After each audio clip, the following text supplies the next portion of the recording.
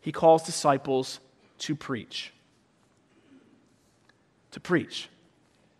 Remember chosen priesthood, royal priesthood of all believers? That's us. Guess who the preachers are? Everybody who calls himself a disciple. Everyone. That doesn't mean you have to get up and yell and scream and come up with illustrations and things like that all the time. Leave that to me.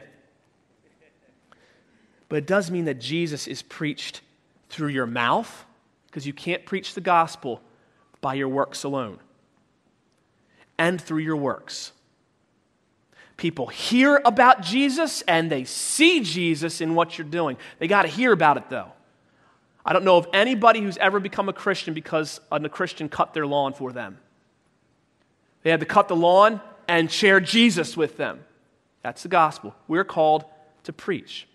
The same word used of Jesus' proclamation of the gospel, that's the same word. He's saying, I'm calling you to proclaim the gospel. It carries the meaning of a public discourse, proclamation. In other words, words have to be spoken. The gospel is not some kind of, and guys, I think that we kind of fall into this somehow. Some of us feel or would explain the gospel this way. We think it's some kind of mystery that's beyond words. God is mysterious, beyond our words, so we can't explain him. But here's the thing, the gospel is not some kind of mystery that no one understands. We're told in the scriptures it's been revealed to us. The mystery has been revealed. It's not a mystery, some kind of secret story that nobody knows the ending to. It's a story we know the ending to. The story of Jesus. It can be articulated. It can be understood in common language by all of us here. Every single person here. The proclamation is not the verbalizing of some kind of subjective experience. Let me explain that. We don't say the gospel is what I feel, what I sort of think, what I kind of experience. It's what Jesus has done. We proclaim that. It made it easy for us. They've given us 4 gospels to do it. That's how you preach. You preach about Jesus, what he's done, who he is, what he's doing. It's not what disciples think and feel. The gospel is not what we think and what we feel. It's what we've heard. It's what we've heard. And so Jesus is calling you to preach.